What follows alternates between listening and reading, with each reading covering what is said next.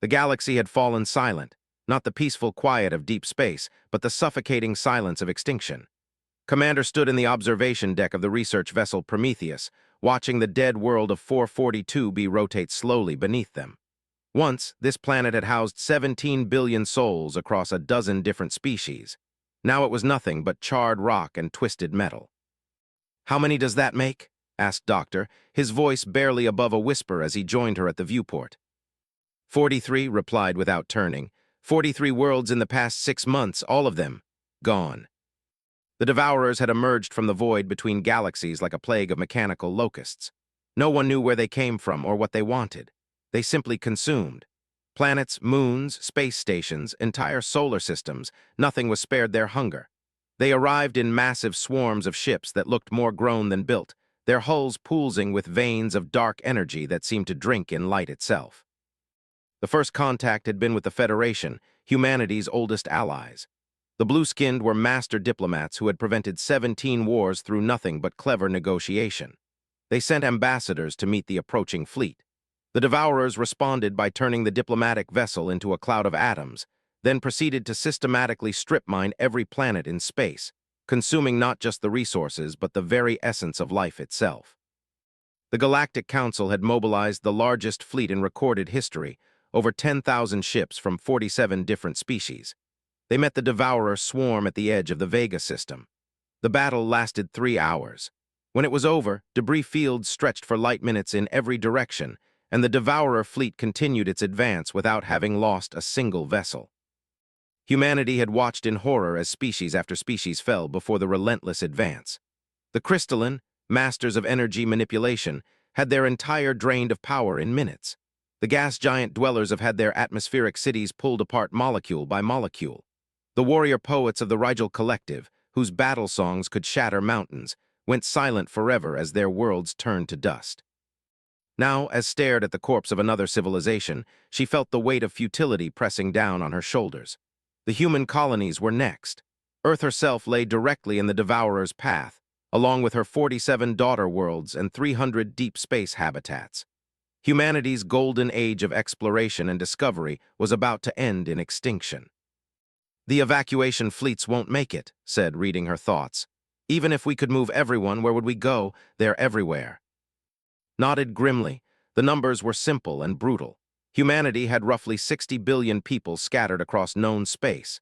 Their fastest ships could maybe evacuate 10% before the Devourers arrived. And even if they ran, the enemy's expansion pattern showed they would eventually consume everything in the galaxy. There was nowhere left to hide. Behind them, the bridge crew worked in subdued silence. Lieutenant monitored the long-range sensors, watching for any sign of Devourer scouts. Ensign Park maintained communications with the scattered remnants of the Galactic Defense Force, though the reports that came in were universally grim. Chief Engineer ran continuous diagnostics on their experimental slipstream drive, the technology that had allowed them to stay ahead of the advancing swarm and document the destruction. "Commander," Lieutenant called out, her voice tight with tension. "I'm picking up something on the deep space array, massive energy signature coming from the direction of the galactic core," and hurried to the sensor station. The display showed a pulsing red dot moving through space at incredible speed, far faster than any known technology should allow. "Could it be another Devourer fleet?" asked. Shook her head. "The energy signature is completely different. This is. I don't know what this is. The readings don't match anything in our databases." As they watched, the signal grew stronger, resolving into what appeared to be a single massive object. It was heading directly for Earth. "Time to intercept?" asked. "At current speed and trajectory, approximately 18 hours, replied. "Commander, whatever that thing is, it's going to reach Earth before the Devourer vanguard." Felt a chill run down her spine. After losing 43 worlds to one unstoppable enemy, humanity was about to face another unknown threat. She was about to order a course change to intercept when the communications array suddenly crackled to life. "This is Admiral Sarah of the Earth Defense Force to all vessels in the Sol system. We are receiving reports of an unidentified object approaching at high velocity. All ships are to maintain current positions and await further orders." Started at the familiar name. Admiral was her grandmother, a living legend who had commanded humanity's first interstellar battle fleet. but she had retired decades ago, long before the Devourer crisis began. What was she doing in command of Earth's defenses? Before could process this information, another transmission came through on an emergency frequency. This one was different, older somehow, transmitted on analog protocols that hadn't been used in over a century. "To all human vessels," the voice said, crackling with static. "This is Captain James of the UES Defiance. We have received your distress signals and are en route to assist. Recommend all civilian vessels retreat to minimum safe distance. We're about to show these metal bastards what happens when you threaten Earth." The bridge fell silent. Everyone stared at the communications console as if it had just spoken in an alien tongue. "Sir," Ensign Park said slowly, "according to our historical records, the UES Defiance was lost in deep space over 200 years ago.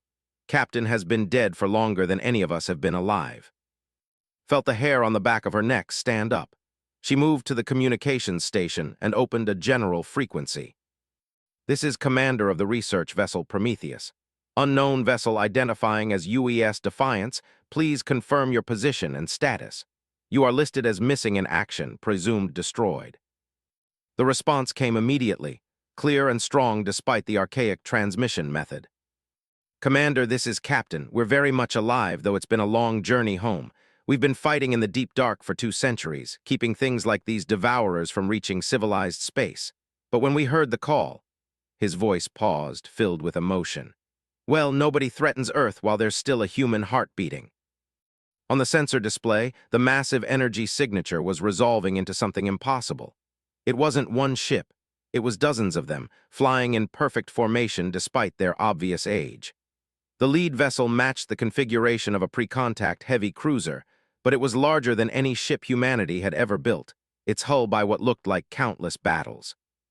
"How is this possible?" Doctor whispered. "Those ships should have been dust 2 centuries ago."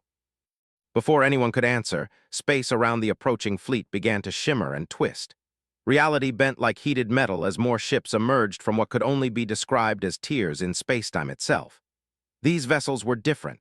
Some bore the angular lines of early human designs. Others showed influences from extinct alien civilizations that had been gone for. "My God," breathed, reading her instruments. "There are hundreds of them, thousands. They're coming from everywhere, past, future, parallel dimensions. I'm reading temporal distortions that shouldn't be possible."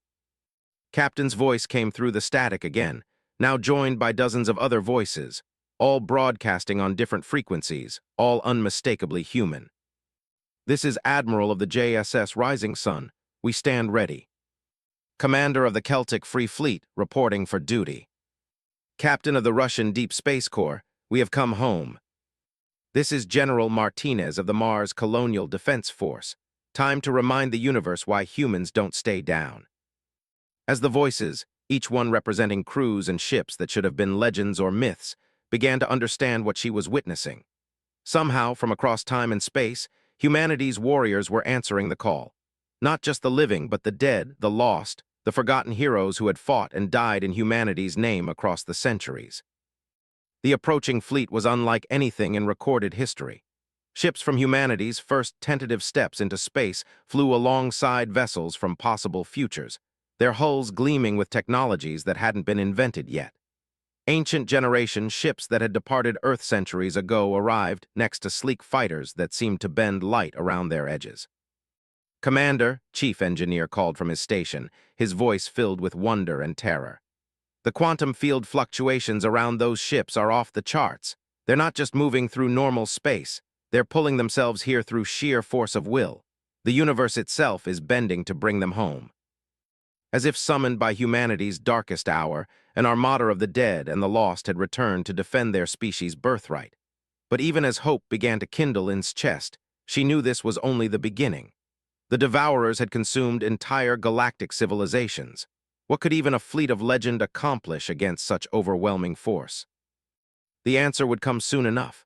On the edge of the Sol system, space began to darken as the Devourer vanguard approached, their ships blotting out the stars like a creeping cancer. Behind them came the main swarm, millions of vessels hungry for the complete annihilation of everything humanity held dear. The stage was set for a battle that would determine not just the fate of Earth, but the future of all life in the galaxy.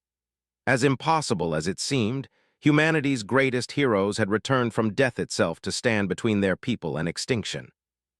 The only question now was whether legends would be enough to turn back the tide of ultimate darkness that threatened to devour everything. The silence that followed the arrival of the impossible fleet stretched like a held breath across the Sol system. Commander watched her instruments struggle to process what they were detecting. The legendary ships hung in space like ghosts made solid, their ancient hulls gleaming with energies that every law of physics she had ever learned. Captain's voice crackled through the communications array, steady and commanding despite the impossibility of his existence. "All human vessels, this is Fleet Command. We're going to need you to pull back to the outer marker buoys. What's about to happen here is going to get messy, and we've lost enough good people to these metal parasites." Doctor gripped the railing beside the sensor station, his knuckles white. "The energy readings from that fleet. They're not just impossible, they're actively rewriting local spacetime. It's as if the universe is making exceptions to its own rules." Before could respond, Lieutenant let out a sharp intake of breath. "Commander, I'm reading massive distortions at the edge of the system. The Devourer Vanguard just dropped out of hyperspace." The main display shifted to show the approaching enemy. Where the human fleet numbered in the thousands, the Devourer force was a plague of metal and hunger stretching across light years. Their ships moved with organic fluidity, twisting through space like massive serpents. At their core, could see the command vessels, titanic structures that pulsed with the collected life energy they had drained from 43 dead worlds. "Jesus Christ," Ensign Park whispered, "there must be millions of them." The Devourer fleet spread out as it entered the system, moving to envelop and consume everything in its path. Their strategy was always the same: complete annihilation, leaving nothing but empty space where civilizations once thrived. But as they advanced, something unprecedented happened. The legendary human fleet began to change. Ships that had appeared ancient and battle-scarred started to shimmer and transform.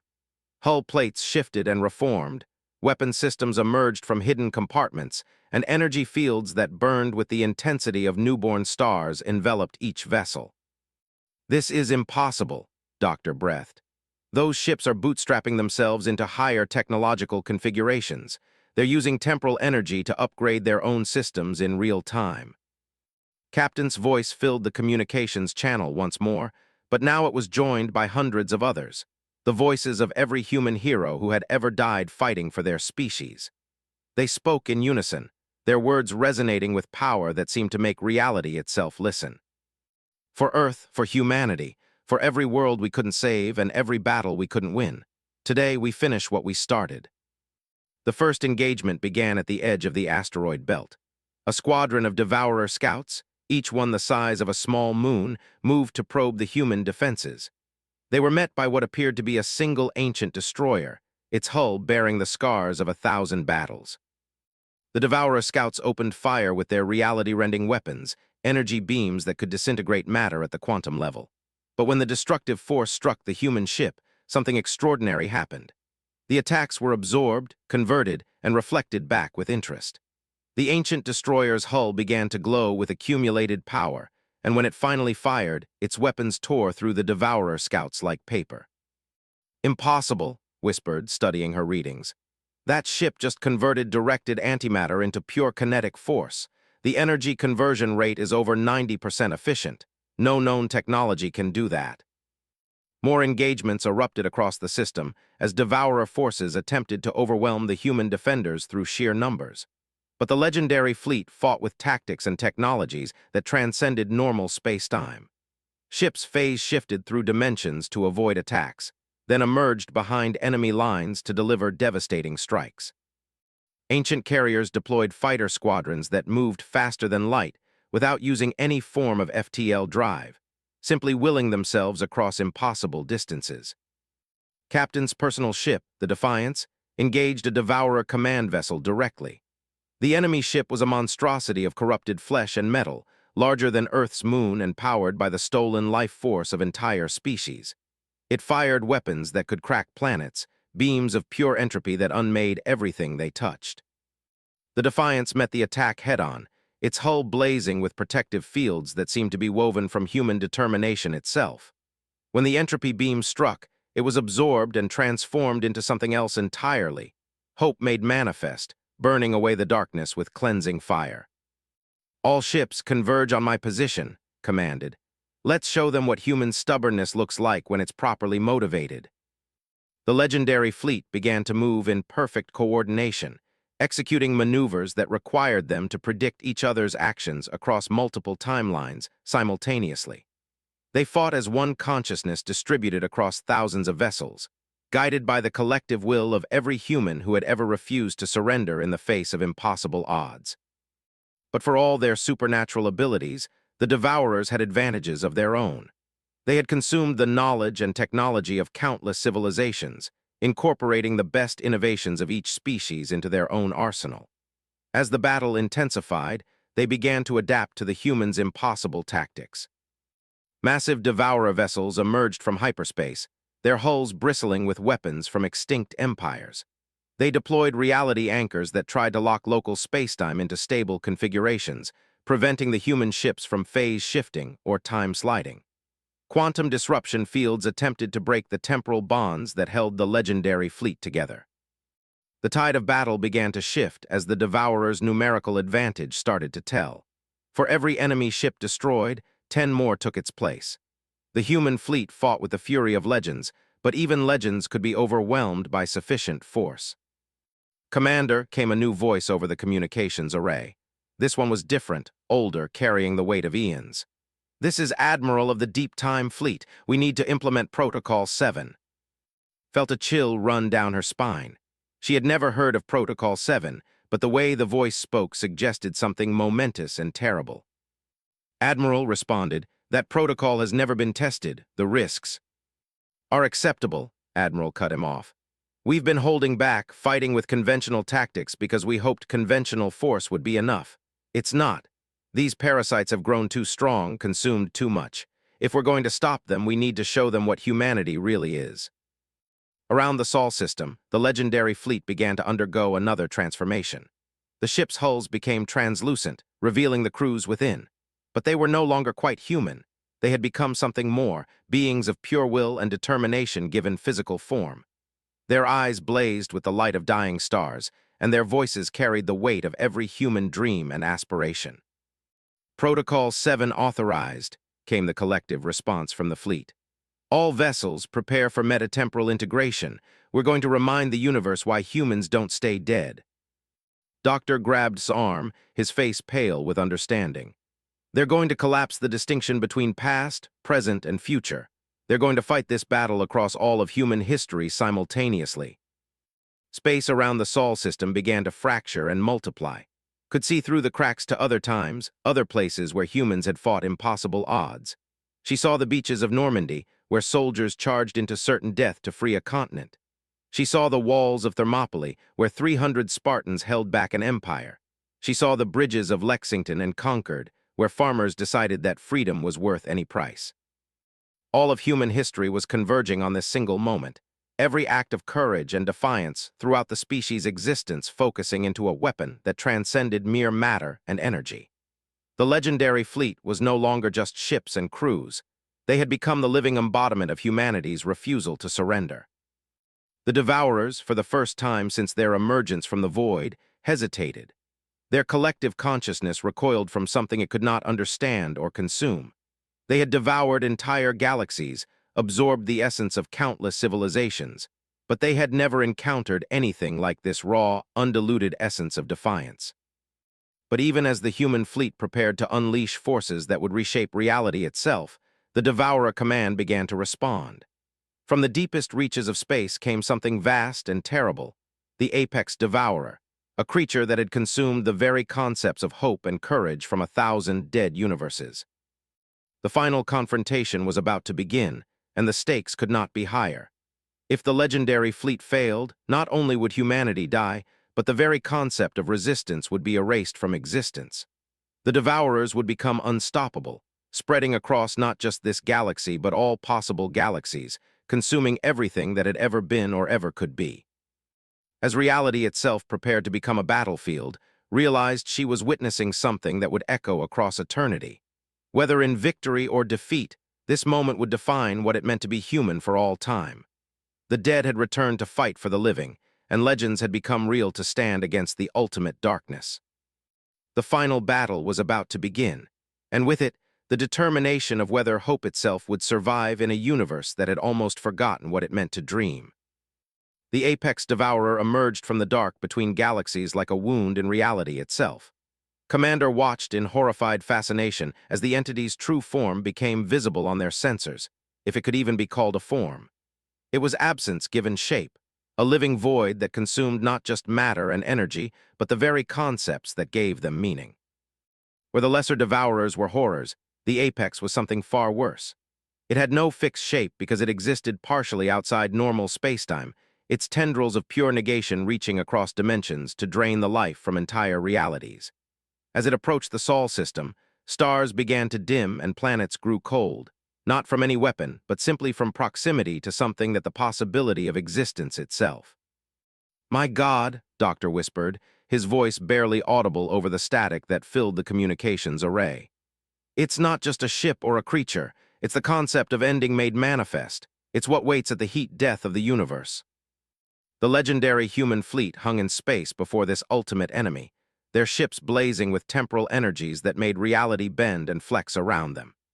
But even with Protocol 7 activated, even with the concentrated will of all human history flowing through their hulls, they seemed impossibly small against the approaching darkness. Captain's voice cut through the interference, steady despite the magnitude of what they faced. "All ships, maintain formation. We've come too far to falter now. This thing may be the end of everything, but it's about to learn that humans don't go quietly into that good night." The apex devourer's response was not words, but a psychic wave that crashed across the system like a tsunami of despair. It carried with it the final thoughts of every civilization it had consumed, billions of species accepting their doom, surrendering their will to live, embracing the cold comfort of non-existence. Lesser beings would have been crushed by that wave of absolute hopelessness. The Devourer had used it to break the spirit of entire galactic confederations, to make proud species beg for the mercy of swift annihilation. But the legendary fleet weathered the assault with something the Apex had never encountered before. They laughed. It started with Captain, a sound of genuine amusement that crackled through the communications array. It was picked up by Admiral, then General Martinez, then thousands of other voices from across human history. The laughter spread like wildfire through the fleet, a sound of pure, defiant joy in the face of ultimate darkness. "You picked the wrong species to try that on," called out to the void. "We're the people who looked at an infinite universe full of things that wanted to kill us and decided to explore it anyway. We're the species that saw death and invented stories about heroes who came back from it. You want to spare? You'll have to try harder than that." The apex devourer's form pulsed with rage, its tendrils of negation lashing out to strike at the human fleet. Where they touched, reality simply stopped, not destroyed, not altered, but edited out of existence as if it had never been. Entire squadrons of ships vanished from history itself, their crews erased not just from the present, but from the past and future as well. But the legendary fleet had one advantage that no previous enemy of the Devourers had possessed. They were already dead, already lost to time and circumstance. They existed now through pure will and the desperate need of their species, immune to conventional destruction because they had nothing left to lose. Where normal ships would have been erased, the human vessels reformed themselves from memory and determination. Where crews should have been wiped from existence, they reconstituted themselves from the stories that their people told about them. The apex devourer was learning that some things become more real when they die, not less. "Execute Phoenix Protocol," Admiral commanded. "All ships prepare for final convergence. We're going to show this thing what resurrection looks like when humans do it." The legendary fleet began to move with purpose that transcended physical law. Ships from different eras and timelines started to merge, their crews combining into beings of pure heroic intent. The Defiance joined with the Generation ship New Hope, their combined form blazing with the light of humanity's first steps into the void. Fighter squadrons from impossible futures combined with ancient exploration vessels, creating hybrid craft that embodied both humanity's drive to explore and its willingness to fight for that right. As the ships merged, they began to change into something unprecedented. The combined fleet was becoming a single entity, Not a ship or even a weapon, but a living embodiment of the human spirit itself. It took the form of a figure that seemed familiar yet impossible to fully comprehend, as if every human hero throughout history had stepped forward to inhabit the same space. The avatar of humanity stood in space where the fleet had been, its form shifting between different appearances as if it contained multitudes. Sometimes it looked like, steady and determined. Sometimes it was admiral, brilliant and unyielding. Sometimes it was faces that didn't recognize, heroes from humanity's future who had come back through time to join this final battle. The apex devourer paused in its advance, its alien consciousness struggling to process what it was seeing. In all its eons of existence, across all the realities it had consumed, it had never encountered anything like this. It was staring at the concentrated essence of a species' refusal to surrender, given form and purpose. "I am human," the avatar spoke, its voice carrying across space without need for communications arrays. "I am the first ape that looked at the stars and decided to reach for them. I am the last human who will draw breath before the universe grows cold. I am every act of courage, every moment of hope, every choice to stand up when staying down would be easier." The avatar reached out with hands that seemed to be made of starlight and gravity, grasping the very fabric of spacetime. Where it touched, reality became more real, more solid, imbued with meaning and purpose. The cold vacuum of space warmed with the breath of life, and distant stars burned brighter as if inspired by proximity to such concentrated existence. The apex devourer struck back with everything it had, unleashing forces that could unmake the fundamental constants of physics. It called upon the consumed essence of 1 trillion dead civilizations, trying to drown the avatar in an ocean of despair and ending. But for every wave of negation it sent forth, the avatar answered with memories of human achievement. Where the devourer brought images of failure and death, the avatar showed the first human who discovered fire. Where it wielded the hopelessness of extinct species, the avatar countered with the determination of a mother protecting her children. The battle became not just physical but metaphysical, a contest between the concepts of ending and becoming. Watching from the Prometheus, felt tears streaming down her face as she witnessed something that transcended mere combat. This was creation and destruction locked in their eternal struggle, played out on a scale that dwarfed galaxies. She was seeing the fundamental forces that shaped reality itself made manifest through human will and alien hunger. The battle raged across dimensions, each combatant growing in size and power as it drew upon deeper sources of strength. The apex devourer pulled energy from the dark matter between galaxies, while the avatar fed on every story ever told about heroes who never gave up. They grappled with forces that made supernovas look like candle flames, their struggle reshaping local spacetime into impossible configurations. But slowly, inevitably, the avatar began to gain ground, not because it was stronger. The devourer commanded forces that could snuff out entire realities, but because it represented something the enemy could not understand or counter. The devourer was eternal hunger, endless consumption that sought only to add to itself. The avatar was sacrifice, the willingness to give everything for others without thought of reward. "You consume," the avatar said, its voice now carrying harmonics that made distant planets ring like bells. "But we create. You take meaning from the universe, but we put meaning back into it. You are the end of stories, but we are the beginning of new ones." The avatar's hands closed around the apex devourer's core, the part of it that held the consumed essence of countless civilizations. Instead of destroying it, something far more powerful happened. The avatar began to give it back. Light erupted from the point of contact as the stolen life force of entire galaxies was returned to the universe. 43 dead worlds suddenly blazed with renewed life as their consumed essence found new forms. The warrior poets of Rigel, all of them returned not as they had been, but as they could become. Entire extinct civilizations were reborn in an instant, their cultures and knowledge restored to a universe that had mourned their passing. The apex devourer writhed and shrieked as its fundamental nature was reversed. Instead of consuming, it was forced to create. Instead of ending stories, it became the beginning of new ones. The other devourers throughout the galaxy felt their connection to their master severed and found themselves suddenly capable of choice, many of them transforming into benevolent entities dedicated to preserving life rather than destroying it. As the transformation spread, the avatar began to fade. Its purpose fulfilled, the legendary fleet was finally free to rest. But before it disappeared entirely, Captain's voice rang out one last time. "Commander, this is Captain of the UES Defiance. Mission accomplished. Earth is safe, the galaxy is free, and the universe remembers what hope looks like. Tell them we were proud to serve." The avatar dissolved into motes of golden light that spread throughout the Sol system, touching every human ship and station. Each point of light carried with it a message, a memory of courage, a moment of inspiration, a reminder that no darkness was so deep that human determination couldn't illuminate it. Commander stood in the observation deck of the Prometheus, watching as the reborn galaxy sparkled with new life and possibility. The dead worlds were alive again, the devourers had become gardeners of creation, and humanity had proven once more that they were the species that refused to accept the word impossible. Doctor joined her at the viewport, his face filled with wonder.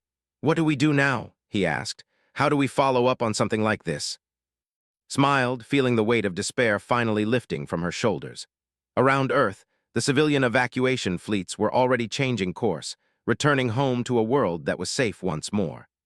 Throughout human space, colonies that had been preparing for extinction were instead planning celebration festivals. "We do what humans have always done," she said. "We explore, we create, we reach for the stars and dare to dream of what we might find there. The universe just got a lot bigger and more wonderful, and we've got eternity to explore it." Behind them, the bridge crew was already plotting courses to the nearest restored world, eager to meet the civilizations that had been returned to life. The galaxy was reborn, hope had triumphed over despair, and humanity's timeless warriors had finally earned their rest. In the depths of space, where the apex devourer had once spread its darkness, new stars were already beginning to form. They burned with a special light, the light of stories yet to be told, adventures yet to be had, and heroes yet to be born. The age of despair was over. The age of wonder had begun.